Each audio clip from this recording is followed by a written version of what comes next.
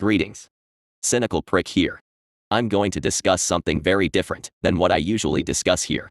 You know, my typical hate-driven takes on culture, media, and various demographics of people. Tonight I'm dedicating this video to my latest and last acid trips. I've always had a deep fascination for psychedelic drug trip reports, so I thought I'd give my LSD trip report. And boy was it a Wizard of Oz-ass anecdote. So without further ado, let's begin my bad trip report. I remember my earlier years dabbling with psychoactive substances like marijuana, shrooms, and LSD. And I've had very pleasant experiences with all of these substances in my past. But my latest trip has subsequently destroyed my good relationship with mind-altering substances. Needless to say, I'm a hypochondriac battling the delusion that I'm going to die at any time of the day due to my unhealthy obsession with my physical health. And this trip could have been a catalyst for my existing mental condition. This trip occurred roughly around 2017 in August around 4:30 p.m. I remember this trip very vividly. I knew an old friend from high school who sold acid. I was told it was a very clean and properly synthesized product.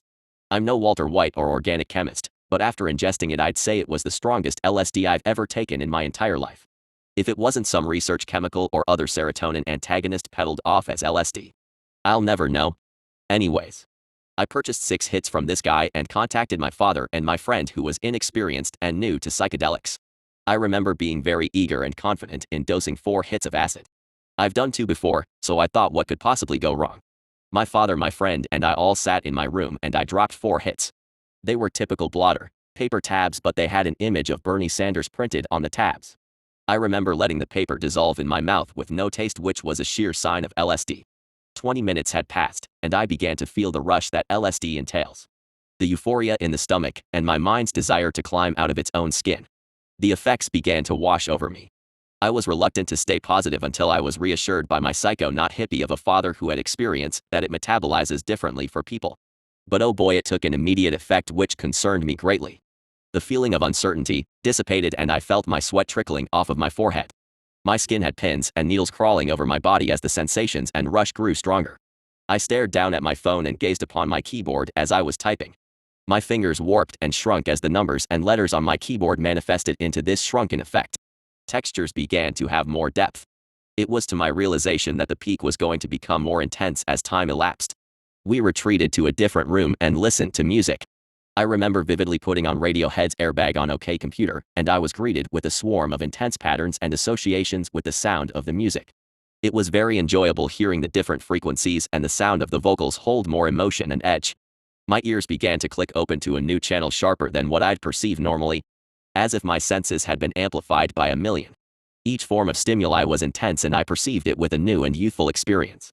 Like a toddler being embraced by a set of car keys to entertain it. I remember my friend wanted to visit some girl to share his experience with her. For some reason, feelings of empathy overwhelm people when they're amplified. And they feel the need to share to the world what they were feeling. Like a young child showing a friend the frog he caught in his backyard. He was eager to leave. I wasn't considering how terrible of an idea this was, but my judgment was impaired by a hallucinogenic drug. So I obliged and followed him to his friend's home a few blocks down the road in our neighborhood. When I arrived, we all sat in this broken-down van in her yard. I remember staring at my friend's face as it warped into this jelly bean exaggeration of his forehead. I witnessed the contours of his chin and facial expressions liquidate and radiate colors and shadows of the outlines of his complexions. Like a painting filter had washed over his face. I was laughing hysterically as his eyebrows were drifting slowly like clouds over a cartoon sky. I turned my head towards this lake across the street from us and stared at the water. I witnessed before my own eyes a Viking-looking cartoon character pop out of the water and throw a lightning bolt into the sky.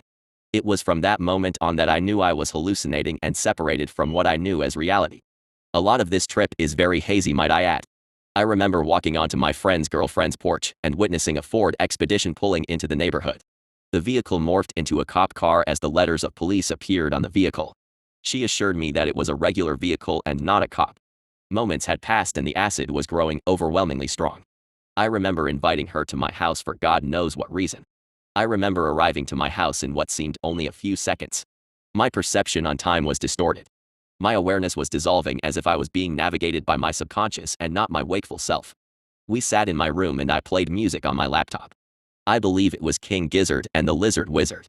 A very brilliant psychedelic rock band. I remember glaring down at my keyboard on my laptop and seeing an electric liquid pouring over it.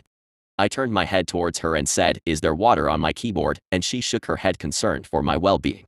I remember picking my laptop up and dropping it, which actually cracked the screen. My sanity was dissolving by each minute. I had scared her away by ripping various posters off of my wall and showing her random objects in my room that I was fascinated with. I was in a deep state of psychosis and blacked out at this point. I forgot who I was. It seemed as if instances of scenes in which I was experiencing the drug that day had flashed before me. I remember my mother yelling at me in my room as I stripped off my clothing down to my underwear. I was told that I was scaring everyone in the house, but I was frustrated with how I was doing so. I remember seeing my stepfather screaming in my face and being thrown out of the house. My father picked me up as I was wearing only one shoe, no shirt, and a pair of boxers outside in a public neighborhood. I grew thirsty, panicking that if I didn't drink water that I'd dehydrate and die. I began drinking water from a gasoline-infected puddle off of the road. My father carried me into the house as I lost consciousness, screaming that I was going to have a heart attack. I'm going to have a heart attack. I'm going to have a heart attack. I just know it. I started seizing up and shaking as I'm being delivered to a cold shower in which the water poured over me, feeling like tears of God. I saw my past, my present, and my future from outside my body in a blue hue of a cloud through a tunnel lens. It was the most frightening experience of my entire life. I blacked out and it took forever to recover my sanity, it seemed. I was talking to people who weren't there, alone in my room. My friend had disappeared without a trace and cops were knocking on my door. I remember a police officer approaching me and shining a light in my eyes and laying me on my back as a medical team arrived behind him with a stretcher to carry me to the hospital. I had completely blacked out at this point and woke up in my own bed. The police arriving seemed so real, I was convinced that they had actually taken me to a hospital. That my step screaming at me had actually occurred. I was informed by my father that I had only left the house for 5 minutes and retreated back inside after my stepdad locked me out. There were no police, medical team, or screaming involved from my family members. It was just my father attending to my unconscious Looney Tune ass on my bed while I fell into a literal hole of non-existence. It took several months for me to process the trauma of this trip. I wasn't right for at least 5 months afterwards. Anyways, from that day on, I never took acid again.